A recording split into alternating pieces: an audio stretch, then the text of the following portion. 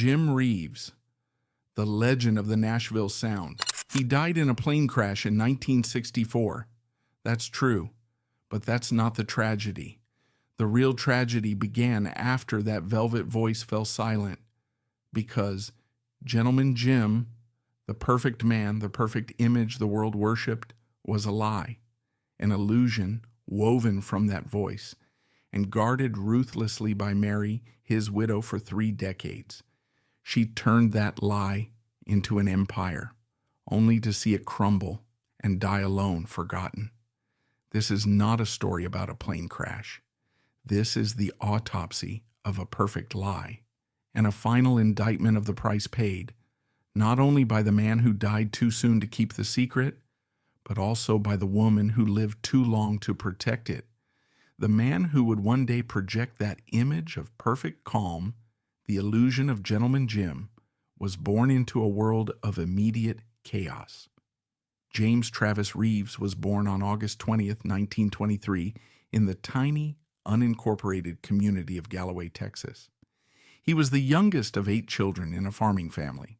The man who would one day project an image of perfect calm was born into a world of immediate chaos. Tragedy struck almost instantly. When Jim was just 1 year old in 1924, his father, Thomas Middleton Reeves, was killed in a brutal farming accident. Jim Reeves grew up fatherless. His mother, Mary Beulah Adams Reeves, a resilient homemaker, was now left to raise 8 children alone in the abject poverty of the Great Depression. Poverty wasn't an abstract concept for young Jim. It was his constant reality. It was the same meager meals, day after day. It was the patched-up clothes. It was the daily understanding that everything was a struggle. These hard life experiences would provide the deep emotional resonance for his later songs, lending his voice a rare sincerity and empathy. But there was another quieter tragedy taking shape inside young Jim, a secret that, in his hyper-masculine East Texas world, was a source of profound hidden shame. Sometime in the 1930s, as a young boy, Jim contracted a severe case of the mumps. In the pre-vaccine era, the mumps was a common childhood illness, but it could carry devastating complications. For Jim, the illness had a devastating consequence. The illness led to orchitis, a painful inflammation of the testicles.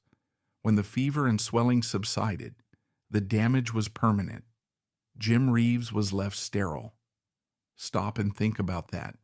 In a culture where a man's worth was measured by his ability to labor and to produce heirs, the young Jim Reeves was carrying the secret that he was incomplete.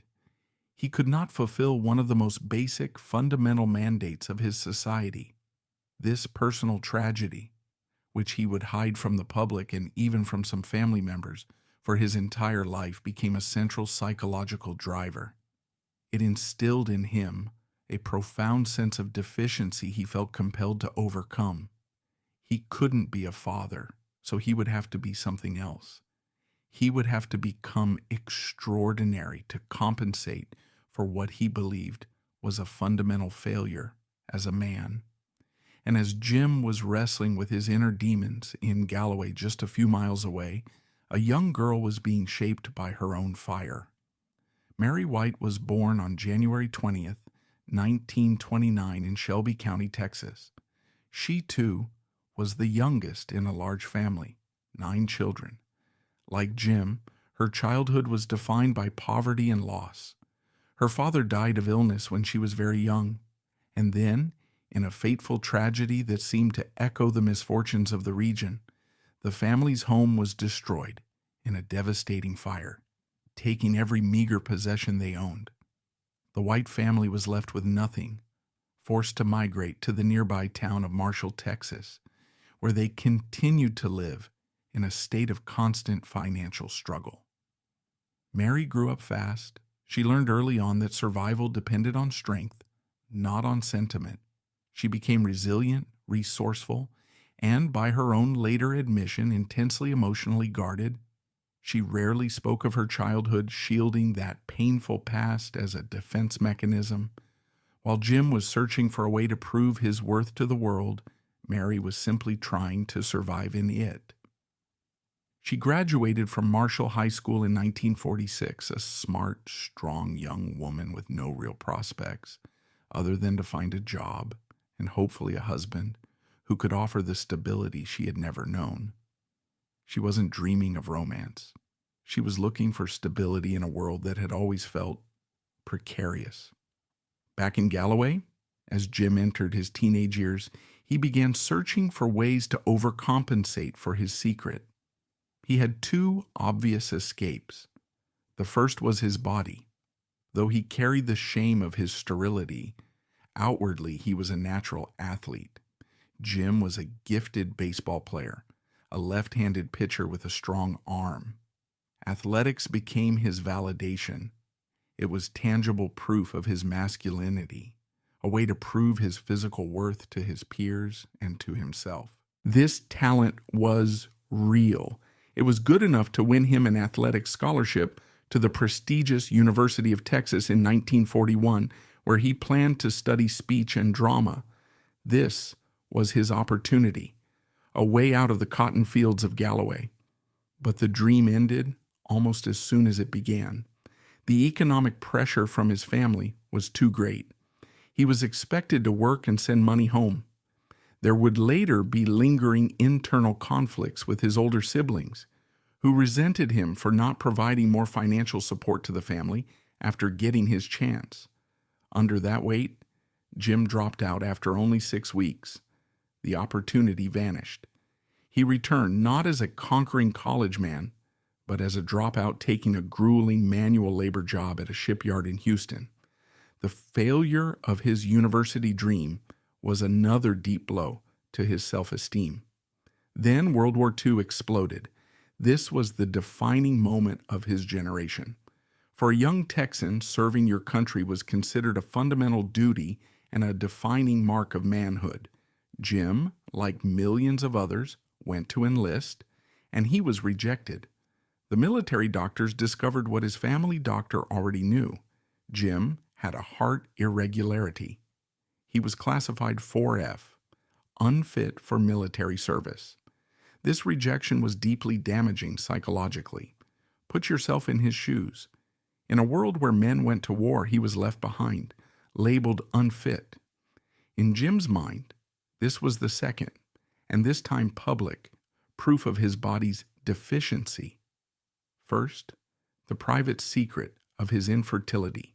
Now, the public humiliation of a weak heart. This sense of inadequacy, that he wasn't man enough, that he had failed the basic physical tests of manhood, became a relentless drive.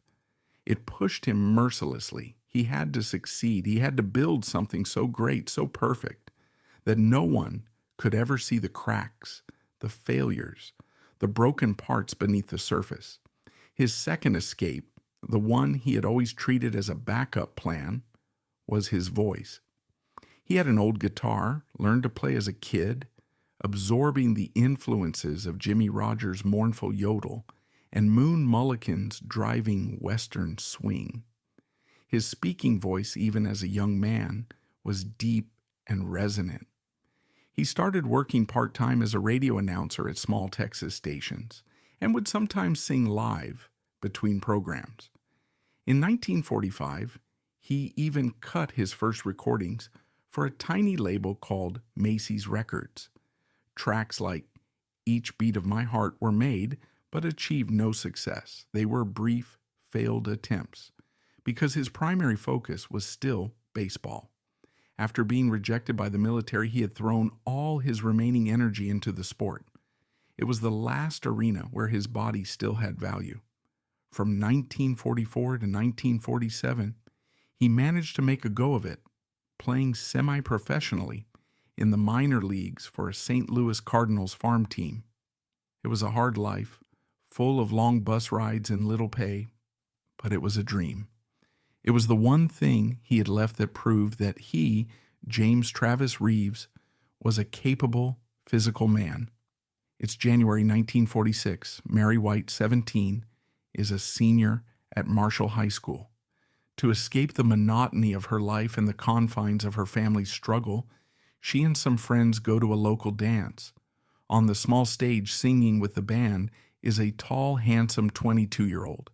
He's a part-time radio announcer from a nearby town and a semi-pro baseball player. His name is Jim Reeves. This was not a romantic, love-at-first-sight movie moment. It was something more real and perhaps more profound. Mary, the 17-year-old survivor who had seen her home burn and her family fractured, looked at this 22-year-old man. Perhaps she saw someone who also carried scars. Jim, the 22-year-old who had seen his college dream die, been rejected by the Army, and was clinging to a fragile baseball career, saw a young woman with intelligence in her eyes and an unshakable core of strength. They were two survivors, two souls forged in the same East Texas furnace. They began to date. Their relationship developed throughout 1946 and into 1947. For Mary, Jim represented a chance, a way out of Marshall, a potential for stability. For Jim, Mary was an anchor. She was practical, strong, and smart. She wasn't impressed by superficial charm. She saw the potential and perhaps the pain inside him. And then in 1947, Jim's athletic career abruptly ended. During a game while pitching, Jim felt intense pain shoot down his leg. It wasn't a simple muscle pull. It was his sciatic nerve. The diagnosis was blunt and brutal. His athletic career was over, permanently. At 24 years old, Jim Reeves was a college dropout, a 4F military reject, and now a washed-up athlete with a chronic, debilitating injury. It seemed every path defined by traditional masculinity was now closed to him. He had failed at academics, failed at military duty, and failed at sports. All he had left was that voice, that smooth, deep, resonant voice he used on the radio. Music was no longer a hobby or a backup plan. It was the only path left. It was his last chance at compensation, at becoming someone, at proving he was not a failure. And the young woman who was by his side as this all came crashing down was Mary White. On September 3rd, 1947, they were married. Jim was 24, Mary was just 18. This wasn't a marriage based on romantic ideals, but a pragmatic partnership. Both understood hardship and survival. They were two realists relying on each other. Their new life began in Shreveport, Louisiana. Jim had landed a full-time job as an announcer at the powerful 50,000-watt station KWKH. This was a major step up. KWKH was the home of the Louisiana Hayride, the legendary live stage show, the Cradle of the Stars, and a major rival to the Grand Ole Opry in Nashville. The first few years were a continuation of the struggle. They lived in a small apartment. The announcer's salary was low, and Jim was hustling to break into the music side of the business. He worked his on-air shift, and sometimes he'd get a spot to sing on the Hayride. He was still performing in the hillbilly style, imitating his hero Jimmy Rogers with a high, lonesome yodel. He kept trying to record, signing with small-time independent labels like Macy's and later Abbott Records. Tracks like My Heart's Like a Welcome Mat were released, but they were flops. They gained no traction, generated no royalties. The financial pressure on the young couple was intense, and it was against this backdrop of financial struggle that a much more profound personal pressure began to build. They had been married for a few years. It was time, by all social standards, to start a family. They wanted children. Mary wanted children. And in Jim's mind, becoming a father was the final way to claim his manhood, to fix a secret he had carried since childhood. They tried, and nothing happened. In the early 1950s, they began seeking medical help. They went through the rounds of tests, the exhausting and often humiliating procedures of the era. And then the medical confirmation came. The diagnosis confirmed his infertility. Jim's worst fears were confirmed. The childhood mumps had, indeed, done irreparable damage. He was sterile. This is the defining moment of their marriage. This is the central hidden tragedy that would shape everything to come. Imagine the weight of this secret in the 1950s, in a culture where a childless marriage was seen as a failure, a public shame. For Jim, it was the final undeniable confirmation of all his deepest insecurities. He'd failed at academics, failed at military service, failed at sports, and now he had failed at the most basic biological test of manhood. The inadequacy, the shame he had carried since he was a boy, was now a certified medical fact. It's been reported that Jim, coping with the stress of his early career failures and this psychological weight, began to drink. It was a habit he and Mary would carefully conceal, the first crack in the perfect gentleman persona they were about to build. But for Mary, this moment was not an end. It was a beginning. If Mary Reeves had been a different woman, a less resilient one, this could have been the end of the marriage. But Mary was a survivor, forged in loss and fire. She looked at the man she had married, this talented, wounded man. She saw him breaking, and in that moment, a shift occurred. A new purpose was forged. If they could not create a family, they would create something else. They would create a legend. If Jim could not be a father, he would be a star. The career was no longer Jim's goal. It became their shared purpose. It became the child they would never have. Mary poured all of her formidable energy, all of her sharp intelligence, all of her Depression-era resilience into a single, solitary goal: to make Jim Reeves the greatest man the world had ever seen. She was no longer just a supportive wife. She became a manager, a strategist, an image builder. She became the gatekeeper. The alliance formed in Marshall, Texas was now sealed by their shared tragedy in Shreveport. Their deepest personal tragedy fueled their shared ambition for his career. And just as they made this silent pact, fate began to turn. Jim, as the popular host of the Louisiana Hayride, was gaining influence. In 1952, a major event shook the country music world. The Hayride's biggest star, the untamable legend Hank Williams, was fired for his chronic drunkenness and unreliability. And Jim Reeves, the local announcer, was tapped to step up, to take Hank Williams' spot on the show. Replacing Hank Williams was an immense challenge. The pressure was unimaginable. But now Jim wasn't fighting alone. He had Mary, and they had a plan. The stage was set. The fight for survival was over. The fight for immortality and was just beginning.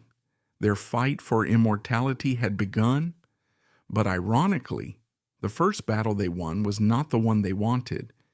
It was a victory that came from a silly song, a victory that felt like a trap, and it was called Mexican Joe. We left Jim Reeves at the brink. In 1952, the biggest star in Shreveport, Hank Williams, had been fired from the Louisiana Hayride for his demons, and Jim, the 29-year-old radio announcer, with a wounded past and a secret, sterile marriage, was tapped to take his place. This should have been his moment of triumph, but the shoes he was filling weren't his, and the man he was pretending to be wasn't him either. This was the era of Texas Jim Reeves. He was still performing as a hillbilly singer, a yodeler, a direct imitation of his childhood heroes, Jimmy Rogers and Roy Acuff. He was good at it. He was a natural mimic, but it was an act. For a man already haunted by a profound sense of inadequacy, of being an imposter in his own body, this professional fakery created intense psychological conflict. He wasn't just faking a style, he was faking a whole identity. And from the shadows, Mary watched. She wasn't just a supportive wife, she was the other half of the alliance. She was handling the books for their tiny self-run operation, Jim Reeves Enterprises. She was negotiating his local bookings. And she saw the disconnect. She saw the man on stage in the ridiculous hat yodeling his heart out. And then she saw the man who came home, the articulate, intelligent former speech and drama major, the man with the deep, resonant radio voice, the man who devoured books on history and philosophy. Mary knew the man on stage was a lie, and she knew that a borrowed identity could not be the foundation for lasting success and respect. They needed a vehicle. They just didn't know what it was. And then in 1953, the vehicle that arrived was a jalopy. It was a song for their local label, Abbott Records. It was a novelty song, a catchy, gimmicky, slightly corny tune about a character named Mexican Joe. It was the kind of song serious artists scoffed at. Jim recorded it, likely holding his nose as just another track to fulfill a contract, and it became a sensation. Mexican Joe didn't just get played, it exploded. It shot to #1 on the national country charts and stayed there for weeks. It even crossed over into the pop charts. After years of struggle, after a lifetime of failure, Jim Reeves was suddenly a bona fide #1 selling star. He was finally a success, and he was miserable. This is the central conflict of Jim's psychology. His entire life had been a quest to compensate for his failures, his 4F draft status, his failed athletic career, his secret sterility. He craved more than anything to be seen as a serious, substantial, important man. And his first taste of massive nationwide success came from a song that was silly, a gimmick. In his mind, it wasn't validation. It was a different kind of failure. It was the ultimate imposter syndrome. He wasn't a star. He was a clown. But the label, Abbott Records, didn't care about his artistic frustration. They wanted another hit, just like the first one. So, in 1954, Jim, trapped by his own success, recorded Bimbo. Bimbo was even bigger. It was another #1 smash. It cemented his fate. Jim Reeves was no longer Jim Reeves, the announcer. He was Bimbo Reeves, the yodeling novelty singer from Texas. But Mary, the pragmatist, saw it differently. She was the one counting the money. And for the first time, there was real money to count. She understood Jim's frustration. She shared his desire for something more. But Mary, the survivor of the house fire and the dirt-poor Texas upbringing, knew what this was. This wasn't the destination. This was the vehicle. This was their opportunity. These novelty hits were their way out of Shreveport, their ticket away from Abbott Records, their entry into the Nashville music scene. And she was right. In 1955, on the back of the Bimbo millions, Jim and Mary Reeves moved to Nashville. The plan had worked. Jim was immediately signed by the biggest label in town, RCA Victor, the home of Eddie Arnold, and soon Elvis Presley. He was placed under the guidance of the legendary producer and guitar virtuoso Chet Atkins. And, in the crowning achievement of any country singer's life, he was immediately, without audition, made a member of the Grand Ole Opry. He had arrived. He had everything he had ever dreamed of, and he was more trapped than ever. He arrived in Nashville as a star, yes, but as a star of a type. The Opry was a close-knit, traditional family. The purists, the Roy Acuffs, the Ernest Tubbs dominated the stage. They were real country, and they looked down on this new kid from Texas and his bimbo songs. To them, he wasn't authentic. He was a pop chart pretender. This reception only drilled deeper into Jim's rawest insecurities. The Opry, which should have been his ultimate validation, instead felt like another institution highlighting his perceived lack of authenticity.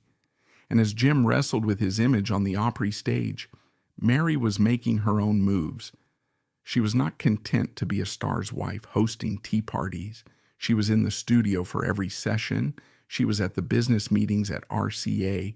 She was watching Chet Atkins, learning how he worked, how he layered sound. She was learning the most important and most ruthless part of the business, publishing. She was figuring out who owned the songs and how the real money was made. She was no longer just an ally. She was becoming a professional. While Jim was the talent, Mary was becoming the executive, quietly establishing her control and defining her future role as gatekeeper. But inside that fortress, the original private tragedy remained. Nashville, more than any other town, was about family. The Opry was a family. The singers, George Jones and Tammy Wynette, the Browns, the Everly Brothers, were families. And here were Jim and Mary at the center of this world, surrounded by children, by dynasties, and their own childless home was quieter and emptier than ever. This shared silent grief was the glue that held them together during the intense professional pressure to come. The career had to work. It had to become the empire, because it was the only legacy they would ever have. And at first it wasn't working. The years 1955 and 1956 were a period of commercial struggle for Jim at RCA. Chet Atkins, a genius in his own right, didn't know what to do with him. How do you follow up Bimbo? They tried to replicate the formula with more upbeat novelty tunes. They failed. They tried to make him a traditional hard country singer. The records were fine, but they vanished. Nothing stuck. Jim's famous perfectionism, a direct result of his deep-seated insecurities, manifested as a difficult temper in the studio. He became known as difficult in the studio. He would berate musicians for a single missed note. He was frustrated, angry, terrified that his one big shot, his entry into the major leagues, was slipping through his fingers. He was going to fail again. He was drinking more heavily to cope with the stress, a habit still meticulously hidden from his gentleman radio persona, but one that was causing friction with Mary and his producers. He was stalled, a one-hit wonder, washed up at 33. He was trapped by the very bimbo image that had gotten him there. He needed a breakthrough. And in 1957, in the sterile confines of RCA Studio B, Mary Reeves provided the key. It was a recording session in 1957, and it was going badly. They were trying once again to find a hit and failing. The mood was tense. Jim was on edge, ready to walk out. The label was demanding another hillbilly hit, something upbeat, something that fit the bimbo box. And Mary Reeves, who had been sitting quietly in the back of the control booth, did something no artist's wife was supposed to do. She stood up. For months, Mary had been doing a job no one had asked her to do. She had been going to the publishing houses on Music Row, sitting in listening booths for hours, listening to hundreds of demo tapes, trusting her own gut, looking for the song. And she had found one. She stepped forward, past the engineers, to Chet Atkins. She had a demo record in her hand. It was a slow, moody, atmospheric song. It was a pop ballad written by two New York pop writers, Cy Coben and Mel Foree. It didn't have a yodel. It didn't have a train beat. It had a piano and a broken heart. It was called Four Walls. Chet listened. He was intrigued. Jim listened. He was hesitant. The song was beautiful, but it wasn't country. It was the kind of song Bing Crosby or Frank Sinatra might sing. The A&R men, the label executives, were horrified. This was a pop song, a girl's song. It was slow. It was depressing. It would be a career killer. To release this would be to alienate the bimbo audience and permanently brand Jim as inauthentic. This was the pivotal moment. The entire future of Jim Reeves, and arguably of country music, hung in that studio. balanced on that one demo record. Mary did not back down. This was the moment her alliance with Jim, their secret pact to build a legend, was put to the test. She wasn't just a wife making a suggestion, she was a strategist, a producer, a visionary. She looked at Chet Atkins and, as legend has it, she didn't just suggest it, she insisted. "This is the song," she said, "but you can't let him sing it like a hillbilly. You have to let him sing it in his low register, the voice he uses on the radio. Make him sing to the microphone, not at it. Let him be Jim." Chet Atkins, a genius who recognized another genius's idea, made the call. He tore up the session plan. He sent the fiddle player and the steel guitar player home, a radical move in 1950s Nashville. He brought in pianist Floyd Kramer, known for his subtle slip note style. He brought in the Anita Kerr Singers, a smooth, sophisticated vocal quartet, to replace the twangy la-la backing. And then he motioned to Jim. He moved the microphone in close, really close, so close it would pick up every breath, every nuance. Jim Reeves stepped up to the microphone, and the bimbo singer, the yodeler, the Texas Jim persona, vanished. He didn't shout, he didn't twang, he crooned. He used his perfect, intimate radio announcer's diction. He let his natural baritone drop to that low velvet register.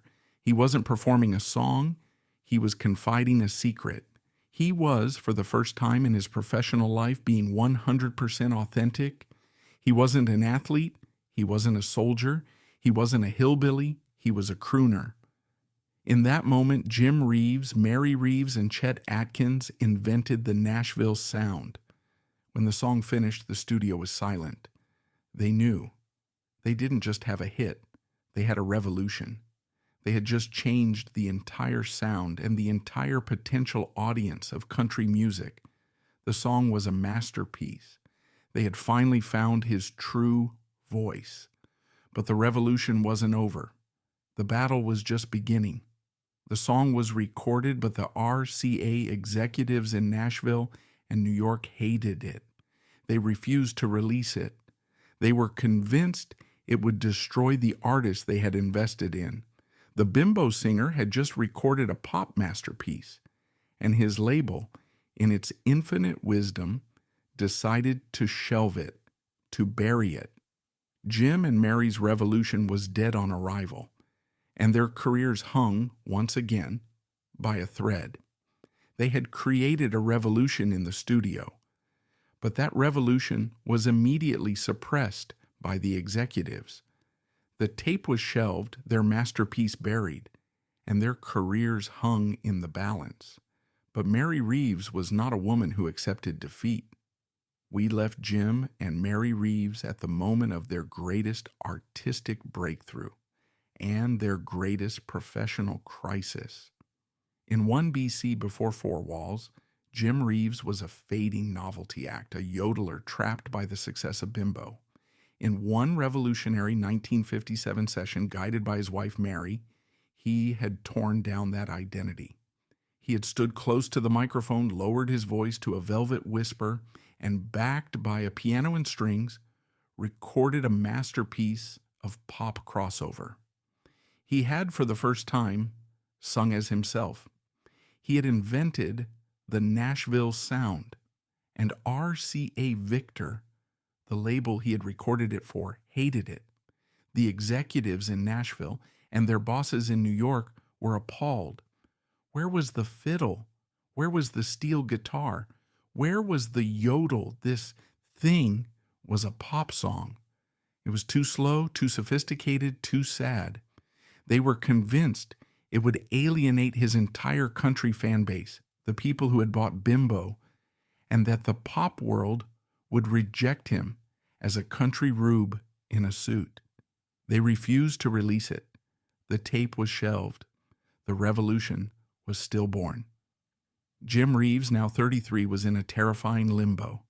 He had proven to himself, to Mary, and to producer Chet Atkins that he was capable of greatness. But the gatekeepers of the industry had locked the gate. He was once again a failure.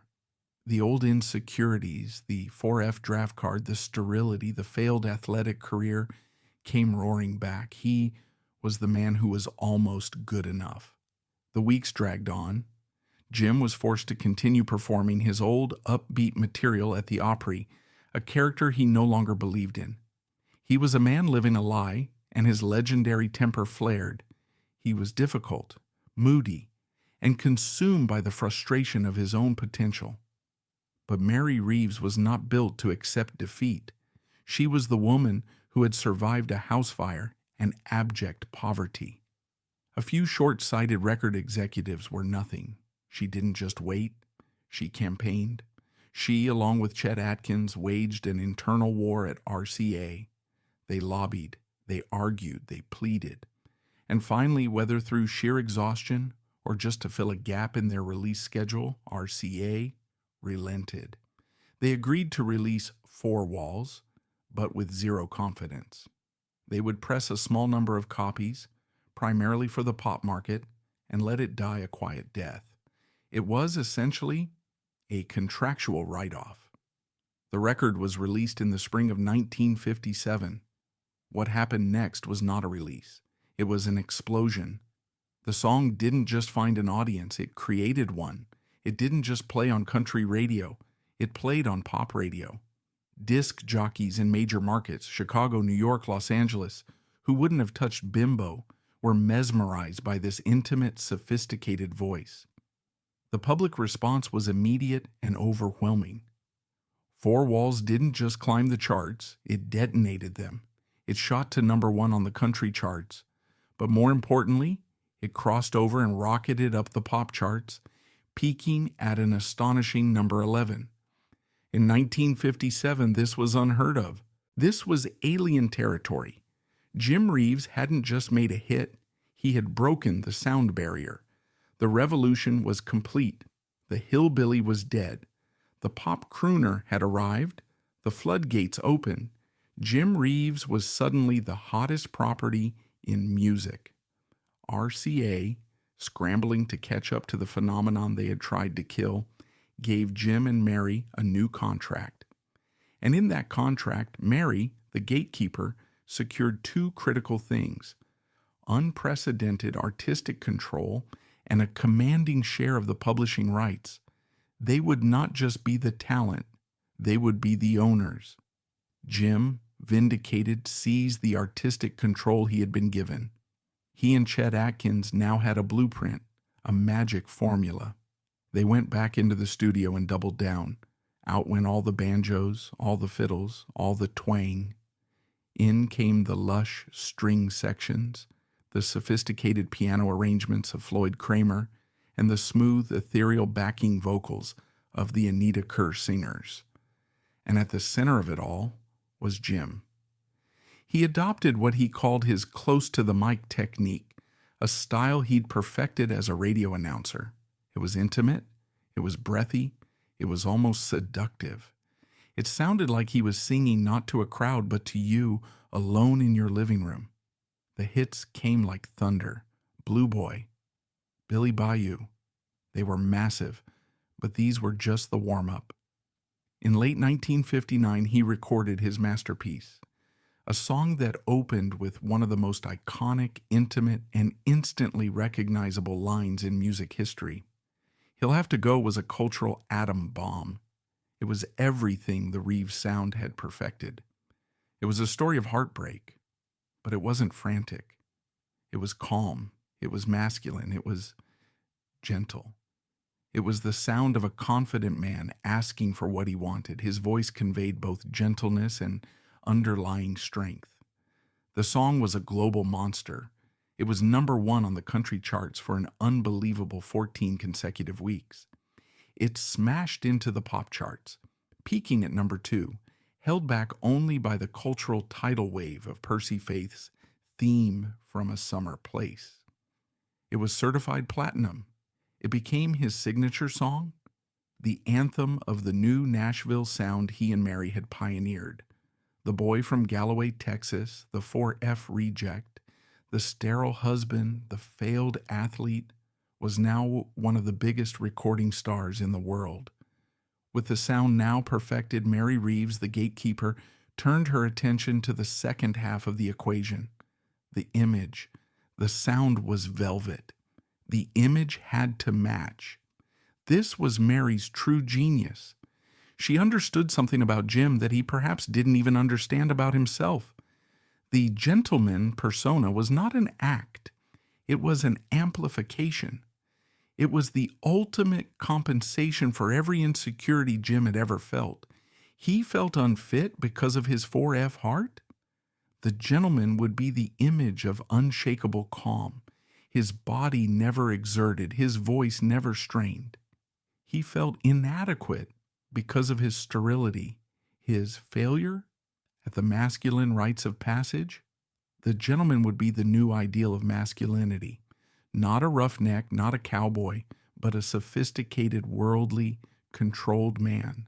A man who won conflicts not with his fists, but with a quiet, confident whisper. He felt like a failure for his impoverished, uneducated background. The gentleman would be impeccably dressed, always in a suit and tie, never a hair out of place. He would be articulate, well-read, and project an aura of class and old money. Mary became his stylist, his public relations director, his handler. She threw away the cowboy hats, the garish Western shirts, the boots. She put him in custom-tailored suits, crisp white shirts, and silk ties. The bimbo yodeler was gone forever. Gentleman Jim was born. This new persona served as a strong psychological defense. It seemed impenetrable. It was so complete, so all-encompassing that it protected Jim from the world, and perhaps from himself. He wasn't compensating for his failures anymore. He had transcended them. He had created a new ideal of masculinity, and he embodied it completely. This was the velvet persona, not entirely fake, but a carefully curated, flawless construction. It was an illusion of perfection, designed to cover the deep, complex, and painful realities of the man inside. And Mary was the architect and guardian of that image. She controlled the interviews, she controlled the photo shoots. She, along with Jim's fiercely loyal manager, a man named George G. Bullman, managed his public appearances meticulously. The gentleman was never to be seen drunk. He was never to be seen angry. He was never to be seen in anything less than a suit. This perfection, however, came at a tremendous internal cost. The pressure to be Gentleman Jim 24 hours a day was immense. Jim's famous temper, his perfectionism, didn't go away. It was just bottled up, hidden behind the velvet curtain. He was known to be incredibly demanding in the studio, a tyrant for precision. He had to be perfect because the persona was perfect. Any perceived imperfection, any mistake, any note out of tune threatened the entire structure he and Mary had built over their shared private pains. His drinking, while never public, was a known pressure valve among his inner circle. And his heart, the irregular heart that had kept him out of the war, was now beating under the strain of a global career and the psychological weight of maintaining flawlessness. But the illusion worked. It worked better than they could have ever dreamed. Because while Gentleman Jim was a response to his American insecurities, that same image made him the perfect global ambassador. America in the 50s and 60s was still sorting out its relationship with hillbilly music. But the rest of the world, they didn't want the cowboy. They wanted the American crooner. They wanted Bing Crosby. They wanted Sinatra. And here was Jim Reeves, a man who looked like a movie star, who sounded like a pop idol, but who sang songs with the simple, emotional honesty of country music. He served as a bridge figure. He, perhaps more than anyone at the time, took country music beyond its regional roots and introduced it to a global audience. The early 1960s brought extraordinary international success. The hits were nonstop. Welcome to My World, Am I Losing You? I Guess I'm Crazy. But the records were only half the story. The tours were where the legend was cemented. In 1963, Jim and Mary embarked on a tour of South Africa.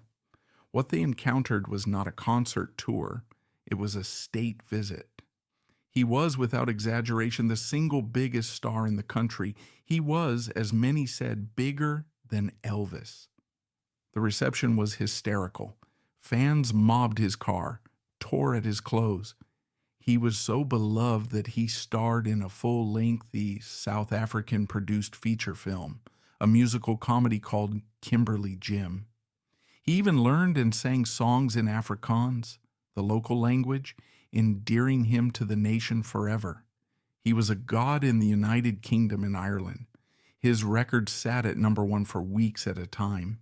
He was a sensation in Norway, playing to a massive, adoring crowd in Oslo in 1964. He had done it. He and Mary, the two dirt-poor kids from East Texas, had conquered the world. He was 40 years old at the height of his international fame and commercial success. He was selling over 50 million records. He and Mary lived in a Nashville mansion.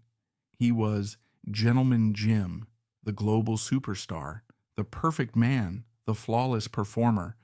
But the effort required to maintain that perfect image was taking a toll. The pressure of that 1964 global tour was immense. The schedule was relentless. Flying commercial was a nightmare of delays, connections, and mob scenes at airports. Jim, the man who craved control, the man whose entire persona was about control, felt he was losing it. He was at the mercy of airline schedules, of screaming crowds, of the sheer grinding mechanics of international fame. And his heart, his irregular heart, was feeling the strain. He was exhausted, perpetually jet-lagged, and the stress was aggravating his physical condition. When he returned to Nashville in the summer of 1964, he made a decision. It was a decision born of that lifelong, desperate need for control. He decided to buy his own private airplane. It was a sleek, fast, single-engine Beechcraft Debonair. He was already a licensed pilot, and this plane was the ultimate symbol of his success. It was freedom. It was autonomy. With this plane, he would set the schedule. He would be in command. No more commercial flights, no more delays. He could play a show in Arkansas and be home in his own bed in Nashville an hour later.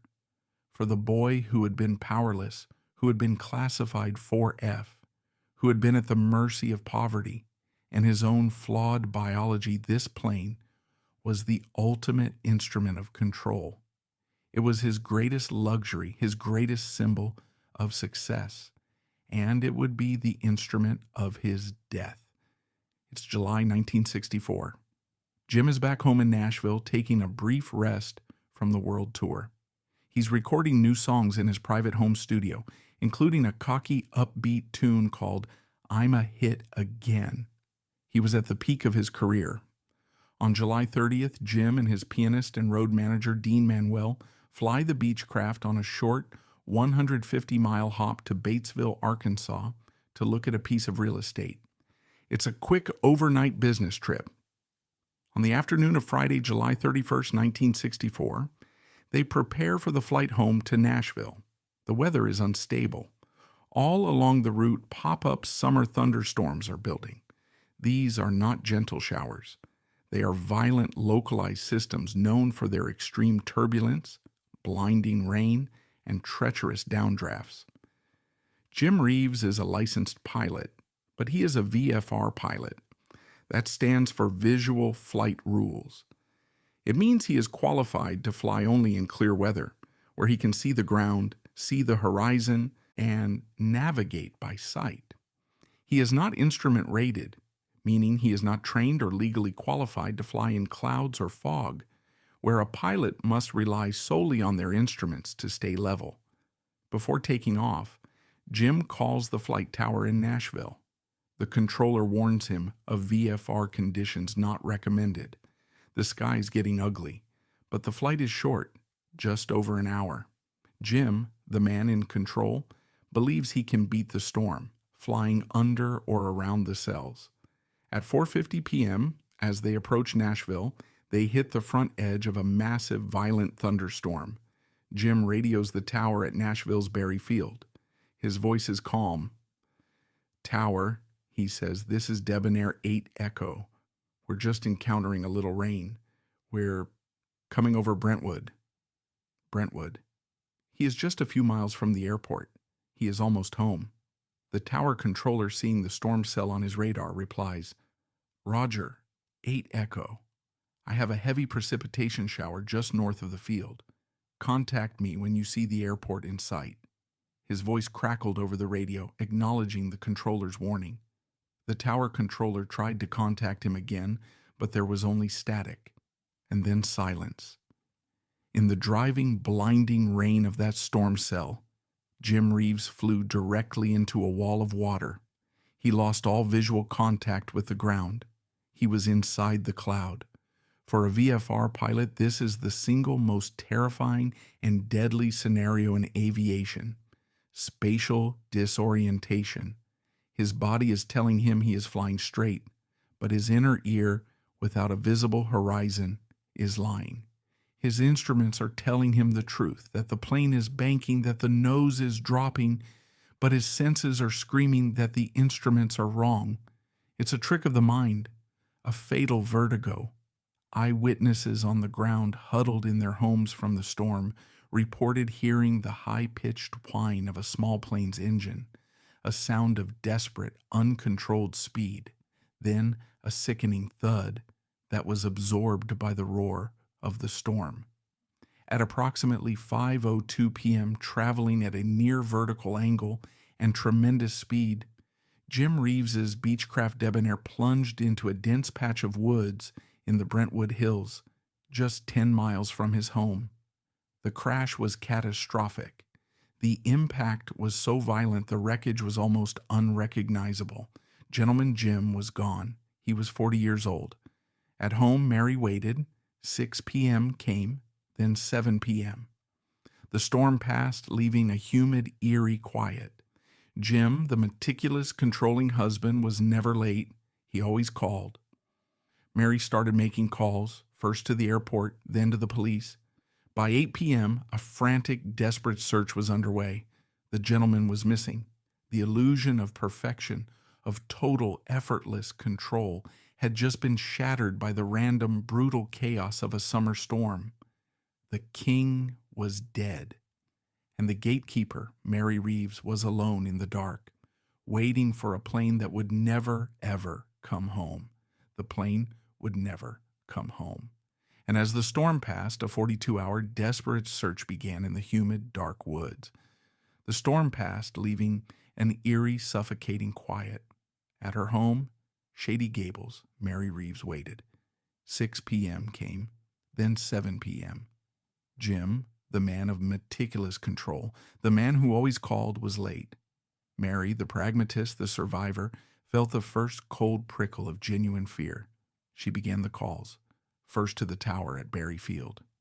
"Yes," they said, "we lost radio contact with him at 5:02 p.m., right over Brentwood." Then the police. By 8 p.m., the word was out. Jim Reeves was missing. What unfolded next was 42 hours of psychological torture for Mary Reeves. A frantic, desperate search began, a stark contrast to the effortless calm of the gentleman persona. The Civil Air Patrol scrambled planes into the darkening sky. Police and firefighters began the impossible task of searching the dense, snake-infested woods on foot. The news spread. The entire city of Nashville held its breath. This wasn't just a celebrity. This was their king. Jim's fellow stars, his friends and rivals, came out in force. Men like Chet Atkins, Eddie Arnold, and Stonewall Jackson, men who knew these hills, left their guitars at home and joined the search parties on foot, their expensive boots sinking into the mud. For Mary, it was a waking nightmare. The house filled with people, friends, RCA executives, distant family, all speaking in a low funereal hush. The phone rang incessantly. Reporters camped out at the end of her driveway. Every ring was a potential terrible answer. Every hour that passed was a new torment. The first 24 hours passed. Hope began to curdle. He was a VFR pilot. He was not trained for this. In their hearts, the searchers were no longer looking for survivors. They were looking for a crash site. Then at 1 p.m. on Sunday, August 2nd, 42 agonizing hours after Jim's last radio call, a search party found it. The wreckage of the Beechcraft Debonair was crumpled against a wooded slope, hidden by the dense canopy. The violence of the impact was horrific, attesting to the near vertical dive and incredible speed. The plane, the ultimate symbol of Jim's control, had been reduced to fragments. Jim Reeves, 40, and Dean Manuel, 30, were pronounced dead at the scene. The world went into mourning. The news flashed across the globe in South Africa, in Norway, in the UK. It was as if a head of state had died. Fans who had never met him, but who felt he was singing only to them, wept openly. But for Mary Reeves, the 35-year-old widow, the public grief was a distant roar. Her private, practical nightmare had just begun. The illusion was shattered. The man was gone. Now, the careful management of his legacy had to begin. In the immediate chaotic hours after the discovery, there were legal practicalities. A body had to be identified. An autopsy had to be performed. And this is the first critical moment in Mary's transformation from wife to gatekeeper. The autopsy was a standard, grim procedure, but it would, of course, confirm a medical fact, a fact that was not relevant to the crash, but one that was explosive to the gentleman Jim persona. A fact that Mary and Jim had guarded as their most intimate, painful secret for their entire marriage. Jim Reeves was sterile. This could not get out. In the 1960s, this wasn't just a medical detail. It was a cultural judgment. The gentleman persona, the new ideal of masculinity Mary had helped to build, was one of quiet, confident virility. The revelation of his infertility would be twisted by the tabloids. It would be seen as a flaw, a weakness, an incompleteness that would tarnish the perfect image. It would undermine the very foundation of the man she had presented to the world. We don't know exactly what was said or what calls were made, but in those first 48 hours of her grief, Mary, or those acting on her behalf, made a powerful move. She used her newfound influence as the sole inheritor of a multi-million-dollar estate. The autopsy report was sealed. The detail of his sterility, his childhood secret, was buried deep in a legal vault, hidden from the press, hidden from the world. It was Mary's first act as the sole guardian of the legacy. Before her husband was even in the ground, she was already protecting his image, reinforcing the boundaries around his private life. The velvet lie of his perfection would be maintained. The funeral, held in Jim's boyhood home of Carthage, Texas, drew intense media attention. Thousands of grieving fans lined the streets. The giants of country music flew in to serve as his pallbearers. Mary Reeves played the part of the dignified widow to perfection. Veiled in black, she was a pillar of quiet, tragic strength. She was the very picture of the woman worthy of Gentleman Jim. But behind the veil, the gatekeeper was already at work. A new problem had emerged, the narrative of the crash. The Federal Aviation Administration's investigation was already underway, and the conclusion was blunt, technical, and unavoidable: pilot error. Jim Reeves was a VFR pilot who flew into an IFR storm. He had become spatially disoriented. He had lost control. This was the one story Mary would not allow. Jim, the man of total effortless control, losing control. Jim, the perfectionist, making a fatal mistake. It was a narrative of failure. It undermined the entire gentleman persona. It was a flawed human ending to a flawless superhuman story. And so, Mary created a new one. In the days and weeks after the funeral, a new story began to circulate, a story that Mary herself would quietly encourage for the rest of her life. It was a subtle, effective revision of the official account. The story was that the plane was found upside down. Why was this detail so important? Because an upside-down plane implies a fight. It implies that Jim, the hero, hadn't just lost control and fallen. It implies he was battling the storm, that he was inverted, perhaps trying to regain altitude, fighting for control to the very end. The official report and every eyewitness photo of the wreckage clearly shows the plane impacted right side up in a vertical nose-first dive, the classic tragic signature of spatial disorientation. But Mary's version was better. It was more heroic. It was more Jim. It was a narrative not of a man's mistake, but of a hero's struggle against an unbeatable foe. It was the second great act of curation. First, she had buried the secret of his body. Now she was rewriting the secret of his death. The velvet persona and Mary's preferred narrative of his death was becoming the accepted history.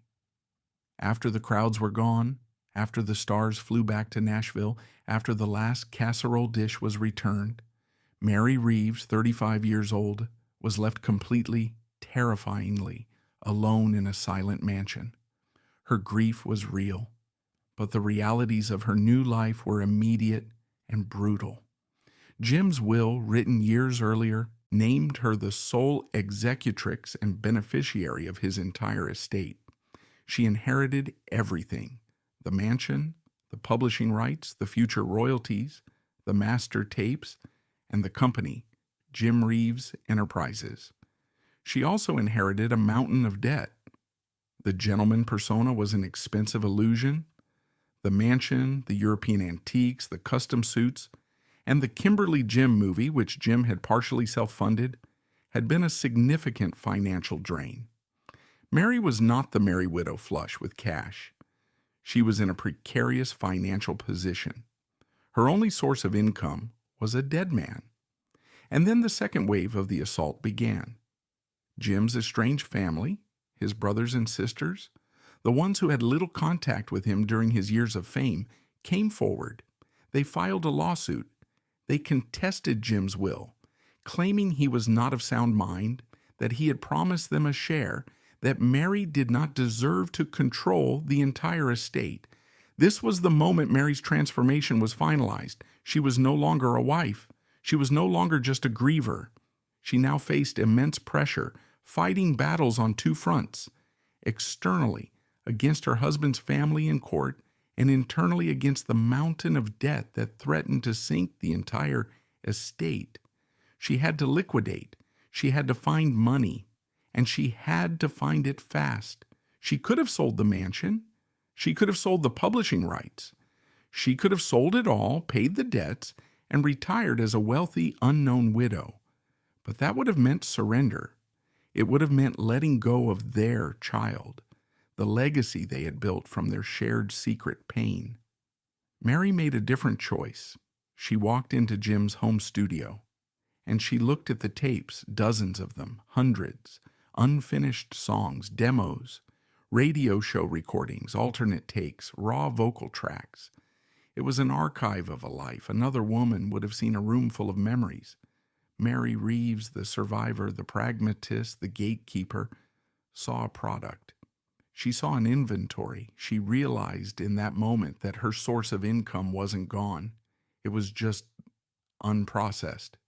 She, the woman who had sat in on every RCA session, the woman who had learned production from Chet Atkins, the woman who had found four walls, realized she didn't need Jim Reeves to be alive to make a Jim Reeves record. This was not just an archive. It was a potentially valuable asset. Her new lifelong career managing his posthumous legacy was about to begin. The grieving widow was gone. A new, colder, more powerful figure was born. She was about to become the queen of the afterlife, and this new queen did not waste time mourning. She removed her veil. In a move of genius and perhaps ruthlessness, she went back to the studio, ready to turn tragedy into an empire. We left Mary Reeves at the precipice. Her husband was dead, his image preserved by her quick, ruthless curation. But his estate, Jim Reeves Enterprises, was besieged. On one side, a mountain of debt threatened to bankrupt her. On the other, Jim's estranged family was waging a legal war to seize control of everything. Mary, the 35-year-old widow, had no army. She had no income. All she had was a mansion full of memories and a small home studio full of inventory. Another woman would have sold the publishing rights for a quick, safe payout. But Mary was not another woman. She was the survivor of a house fire. She was the architect of Gentleman Jim. She had not come this far. She had not forged an alliance out of shared secret pain just to surrender the child they had built together. She was not going to sell. She was going to produce. She marched back into the offices of RCA Victor, back to her husband's friend and producer Chet Atkins. She didn't come as a grieving widow asking for a favor. She came as a CEO with a business proposition. It was a proposition that was, at the time, unconventional, perhaps even unsettling to some. She proposed that they go back into the vaults, that they take Jim's unreleased material, not just the finished songs, but the demos, the raw, simple recordings of just his voice and a guitar, and finish them. This was not a greatest hits compilation. This was a new album. She wanted to take those raw vocals, strip away the simple hillbilly backing, and, as she and Jim had done with Four Walls, build brand new, lush, sophisticated Nashville sound arrangements around her dead husband's voice. She was, in essence, proposing to act as Jim Reeves's posthumous producer, creating new recordings around his existing vocal tracks. Chet Atkins, a genius who recognized Mary's brilliant, ruthless pragmatism, agreed. It was a gamble. Would the public accept it? Would it sound authentic? Or would it sound like a ghoulish, tinny echo? They went to work. They found a track Jim had recorded shortly before his death, a strong, upbeat song called I Guess I'm Crazy. The vocal was perfect. Mary supervised the session, bringing in the A-team, Floyd Kramer on piano, the Anita Kersh singers on vocals. They built the full, rich Gentleman Jim sound around the vocal track. They mixed it, they pressed it, and in late 1964, just months after the fatal crash, RCA released a brand new Jim Reeves single. The public response was overwhelmingly positive and emotional. The song wasn't treated as a novelty. It felt authentic and immediate. It sounded as if Jim was still here, at the peak of his powers. I Guess I'm Crazy shot to #1 on the country charts and stayed there for 7 weeks. It was a massive posthumous smash. Mary had done it. She had proven her concept. The king was dead, but he was still releasing #1 hits. This one song was a financial bazooka. The royalties poured in, giving Mary the ammunition she desperately needed. She paid off the most pressing debts. She funded her legal defense against Jim's family, proving she had the resources to fight them into the ground. Mary was no longer a victim. She was an executive, and she was just getting started. For the next 2 years, Mary continued this process, releasing hit after hit, album after album. She was in a race to keep the legacy alive, to keep the money flowing, and to find the next great song. Then, in 1966, she found it. It was a song Jim had recorded as a simple demo years earlier, in 1962. It was a simple folk song about a soldier, written by Boudleaux Bryant. Jim, reportedly, had never liked it. He thought it was simple, dated, and had shelved it, never intending to do anything with it. But Mary, The woman who heard four walls when no one else did listened to the raw tape. She heard the simple, heartfelt vocal, and she knew. The song was called Distant Drums. This became her signature production. She took that simple, forgotten demo and she gave it a lush, elaborate arrangement. She and Chet brought in the string section. They brought in a full military-style drum roll, giving the song a solemn, epic grandeur. They brought in the Anita Kerr singers for that ethereal, angelic backing. They transformed a forgotten folk demo into a sweeping cinematic ballad of tragic love and duty. RCA released the song in 1966. In America, it was, as expected, a huge hit, going to number 1 on the country charts. But in the United Kingdom, it was not a hit. It was a cultural earthquake. This was the absolute peak of swinging London. The world was obsessed with rock and roll, with the Beatles' Revolver and the Rolling Stones' Aftermath. The charts were dominated by mop tops and psychedelia. And into this world of electric guitars and mod fashion came this slow, heartbreaking, velvet-smooth ballad from a dead American country singer. It was a cultural anomaly. It was a phenomenon. Distant Drums entered the UK pop charts and just climbed. It climbed past the Kinks. It climbed past the Trogs. It climbed past the Beatles and Yellow Submarine. It hit number 1 on the pop charts, and it stayed there. For 5 solid weeks, it was by a huge margin the biggest selling single of the year. The BBC, the voice of the nation, officially named Distant Drums the Song of the Year. Jim Reeves, 2 years after his death, had beaten the Beatles at their peak in their own country. This represented Mary's complete professional validation. She was, without question, the most powerful and successful woman in Nashville. She was a visionary, a genius of marketing and production. She had single-handedly invented the art of the posthumous career. Her financial security was now assured. The debts were no longer a concern. The family lawsuit was defeated. Jim Reeves Enterprises was a global multi-million-dollar empire, and she, Mary, was its sole undisputed queen. She had done it. She had saved the legacy. She had paid the bills. She had defeated her enemies. She had, in fact, built a career for Jim in death that was arguably more perfect, more successful, and more gentleman Jim than the one he'd had in life. She had built an indestructible fortress to protect his name, his image, and his voice. And she sat at the center of it, the all-powerful, untouchable gatekeeper. She had won. But the lonely human cost of that victory was about to come due. And the fortress she had built to keep the world out was about to become her own private, tragic prison. She had won. She had beaten the Beatles. She had built an indestructible fortress. But in doing so, she had also locked herself inside. As the chaotic 60s came to an end, the Queen's life entered a new phase, a long, quiet reign, and a search for a companion inside that gilded cage. We left Mary Reeves at the pinnacle. By 1969, 5 years after her husband's death, she had accomplished the impossible. She had taken a career shattered by tragedy, a multi-million-dollar estate crippled by debt, and a family lawsuit that sought to destroy her. And she had not only survived, she had conquered. Her revolutionary overdubbing process had made Jim Reeves a bigger star in death than he had ever been in life.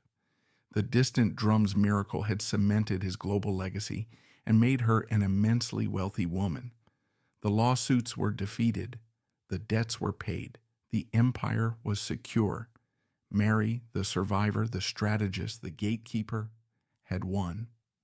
Now began the long second act of her life, the reign. For the next 2 decades, Mary Reeves's life settled into a new, powerful rhythm. She was no longer a producer in a panic. She was a curator.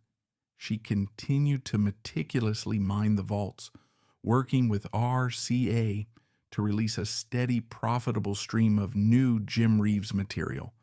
This wasn't a cash grab. It was a long-term agricultural plan. She watered the crops, tended the fields, and the harvest was consistent. She kept Jim on the charts deep into the 1970s. When the vaults of solo material ran thin, she innovated again, authorizing the creation of duets, mixing Jim's vocals with other artists, most notably the late Patsy Cline. Her business acumen was legendary. She managed the publishing rights, the real source of wealth in music, with firm control. The Association of Country Music even created a new prestigious prize in his honor, the Jim Reeves International Award, a perpetual reminder managed by Mary that her Jim was the man who had taken country music to the world. She was rich, she was powerful, she was respected and perhaps a little feared. She had everything except a partner. In 1969, 5 years after the crash, Mary Reeves, now 40, remarried. Her choice seemed perfect. He was not a flashy music executive or a young gold digger. He was Terry Davis, a calm, respected Baptist minister. He was the very picture of stability, a return to the East Texas religious roots she and Jim had shared.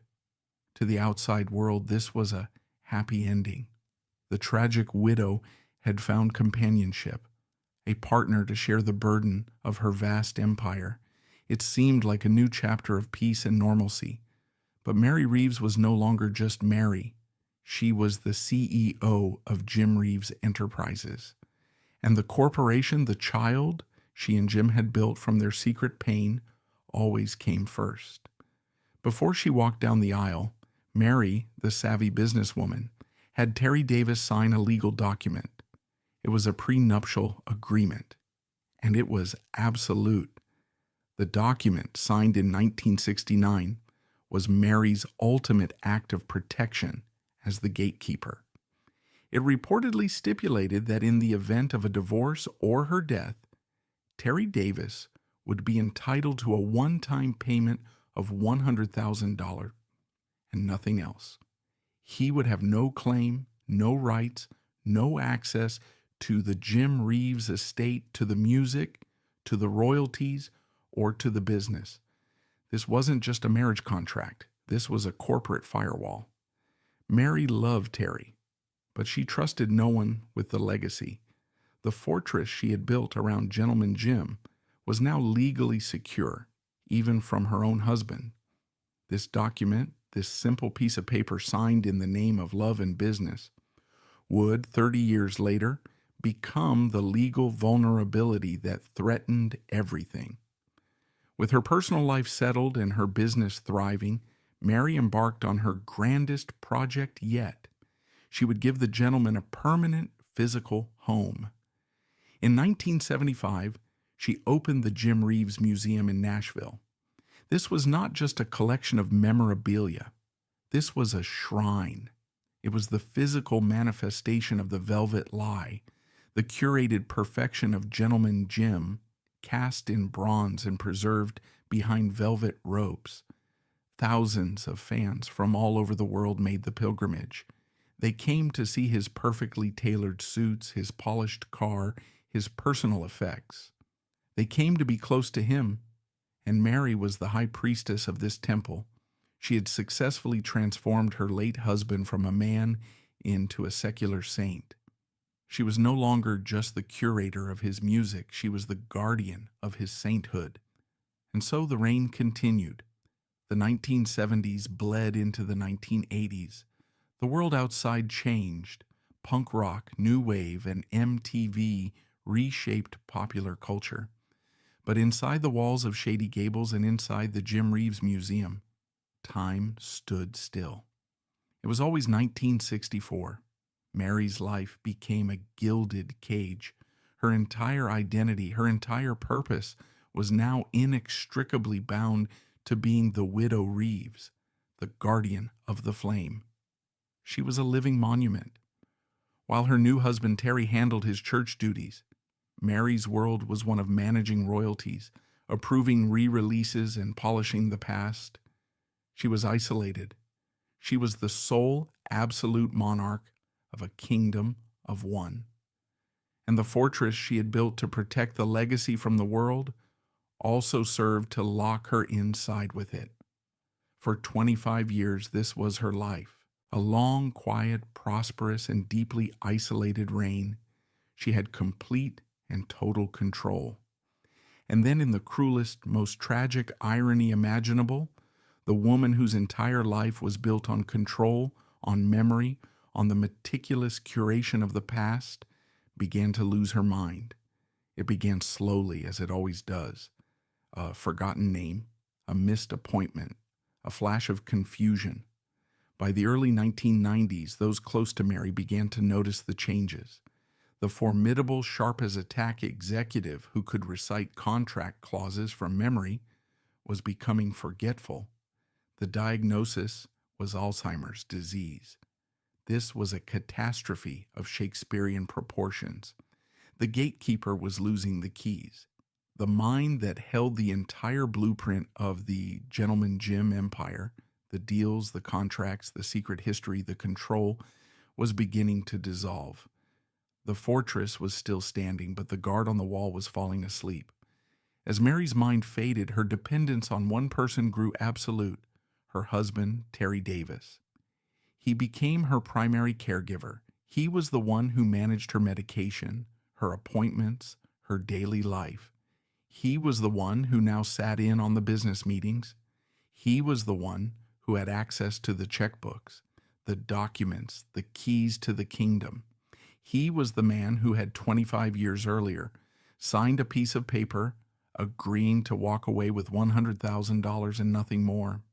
Now, he was the only person standing between a multi-million-dollar empire and an outside world that had been waiting for decades to get a piece of it. The queen was weakening. The fortress was vulnerable. And a new, unthinkable betrayal was about to begin, not from an outside enemy, but from the one person Mary had let inside the walls. The fortress was vulnerable. And the betrayal would not come from an outside enemy, but from the one person she trusted inside. It would happen as Mary's strongest defense, her mind, began to betray her. As the 1990s dawned, the gatekeeper began to forget.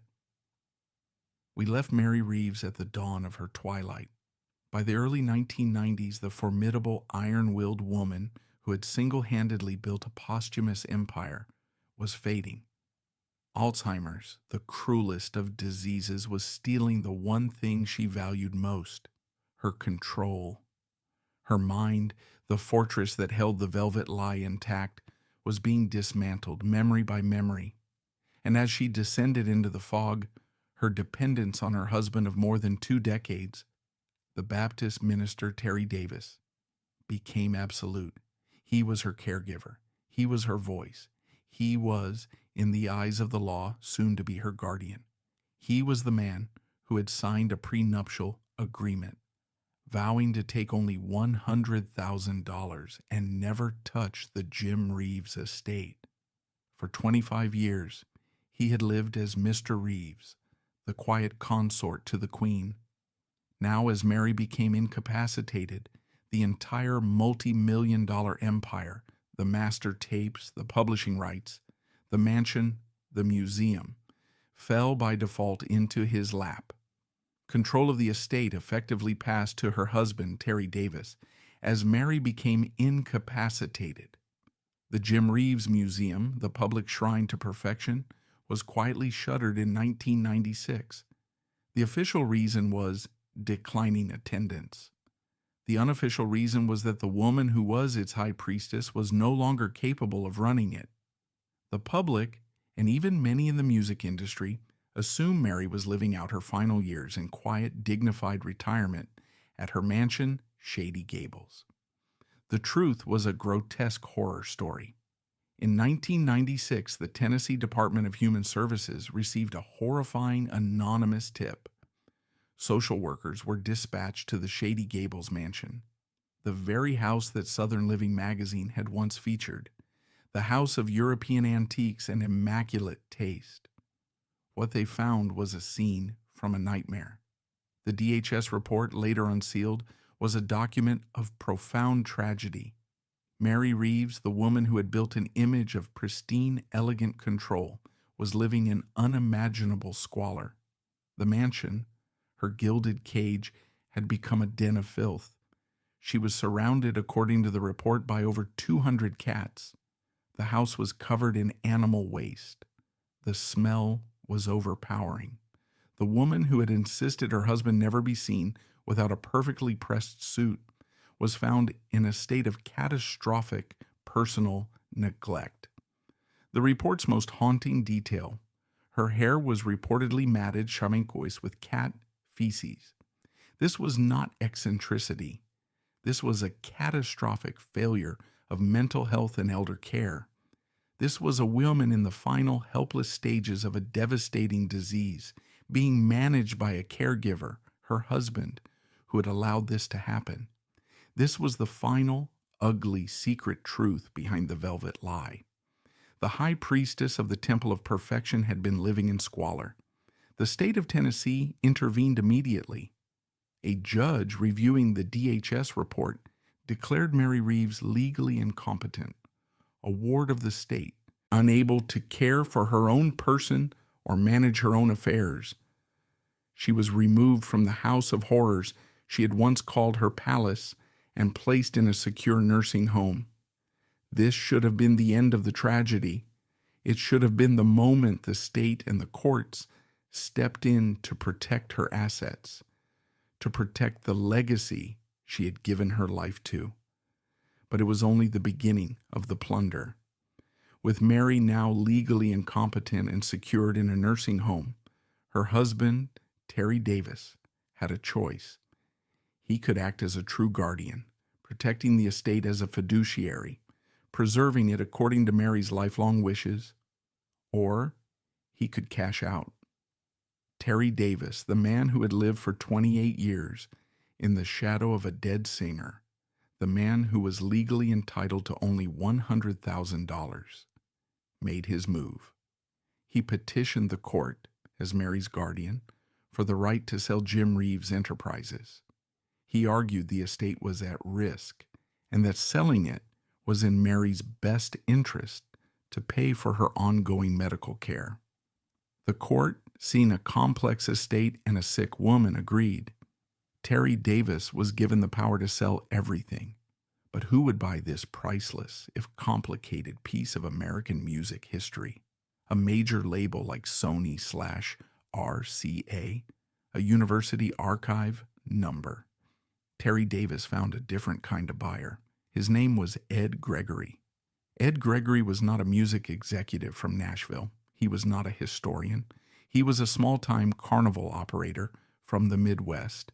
He ran Midway games and Ferris wheels. And, as a cursory background check would have shown, he was a convicted felon. Ed Gregory had previously been convicted of bank fraud. This was the man Terry Davis, the Baptist minister, the guardian of Mary Reeves's sacred trust, chose to sell the entire Jim Reeves legacy to. The sale, finalized in 1997, was not just a betrayal. It was a sham. Terry Davis sold the entire multi-million-dollar empire, the master tapes, the film reels, the publishing rights for He'll Have to Go and Distant Drums, the museum, the mansion, everything, for $7.3 million. But Ed Gregory, the carnival operator, didn't pay $7.3 million. The deal was structured on what is called an unsecured promissory note.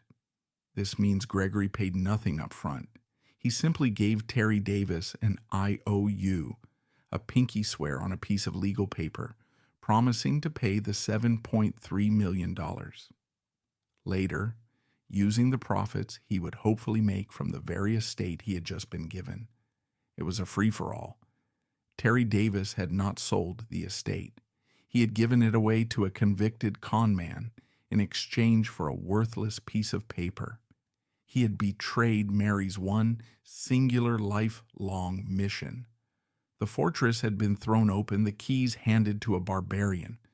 What happened next was not a corporate takeover. It was a plunder, a smash and grab.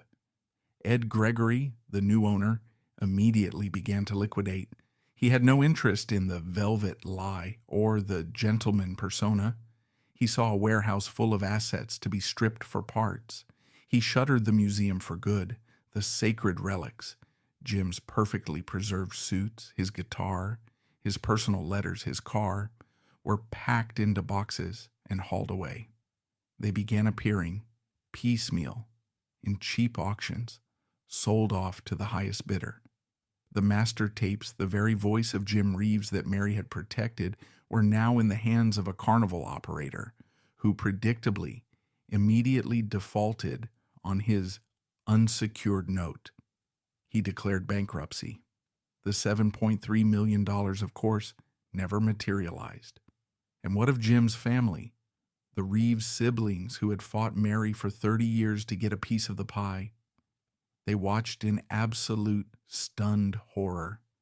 They had fought the gatekeeper for decades, respecting her in a way as a formidable foe. Now they saw her betrayer, Terry Davis, and a common criminal, Ed Gregory, burn the entire kingdom to the ground. They filed new lawsuits, this time against Terry Davis, accusing him of gross mismanagement, of betraying his fiduciary duty as Mary's guardian, of conspiring to defraud the estate. The legal battles exploded into a multi-front war. It was no longer about who owned the legacy. It was about who destroyed it. And the queen, the gatekeeper, the architect of the empire, Mary Reeves was oblivious to it all. She lived out her final 2 years in a nursing home in Nashville, her mind gone, completely unaware that her life's work, the child she and Jim had raised, the legacy she had protected with an iron will, had been stolen, dismantled, and sold for parts by the man she had married. Her health declined rapidly. Her obituary would later note in a moment of heartbreaking honesty that after being moved to the home, she simply lost interest in living. The fight was gone. The fortress had fallen. The gatekeeper had no gate left to keep. Mary Reeves Davis died on November 11th, 1999. She was 70 years old. She died alone. In a nursing home, her multi-million-dollar empire in the hands of a bankrupt con man, and her name at the center of a legal inferno. It was the most tragic, undignified, and public end for a woman who had dedicated her entire existence to creating an image of dignified, private perfection. She was buried, as per her 1976 will, in Carthage, Texas, next to the man whose image she had forged, perfected, and protected, and whose legacy she had in the end, tragically, helplessly lost. We left the empire of Jim Reeves in 1999 not just fallen, but plundered. The gentleman was a memory. The gatekeeper was dead. The war that had been waged for 30 years entered its final, ugliest chapter. It was no longer about royalties. It was about accountability. Jim's family, led by his niece Lainey Arnold, continued their legal assault. Their target was no longer the estate. That was gone. Their target was the man who had given it away, Terry Davis. The central question was simple. Did Terry Davis, as Mary's guardian, have the legal right to sell an estate that, according to his 1969 prenuptial agreement, he had no claim to? The case dragged on, not for months, but for 13 more years. It was a bitter, exhausting, and financially draining war of attrition, fought in the probate courts of Tennessee long after the world had forgotten. It was a fight over scraps. The con man, Ed Gregory, had long since bankrupted the company and vanished with the money. The $7.3 million was gone.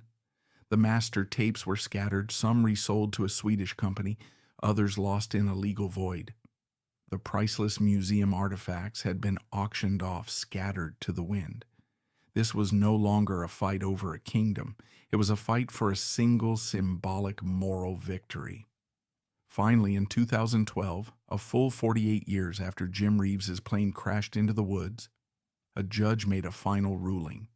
The 1969 prenuptial agreement was valid. It was ironclad. Terry Davis, the court ruled, had never had a right to the estate beyond the $100,000 Mary had allotted him. His sale of the company was a catastrophic breach of his duty. The court ordered Terry Davis to receive his $100,000 and nothing more. He had lost. It was a stunning legal victory for Jim's family, and it was a completely hollow one. They had won the moral argument, but the legacy was gone. The master tapes, the voice that Mary had guarded so fiercely, were now the property of various corporations and holding companies, forever separated from the family and the estate. The Gentleman Jim empire was legally and financially dead. Jim's artistic legacy is simple and profound. He was the bridge. He, more than anyone, took hillbilly music and, with Mary's guidance, transformed it into the sophisticated global Nashville sound.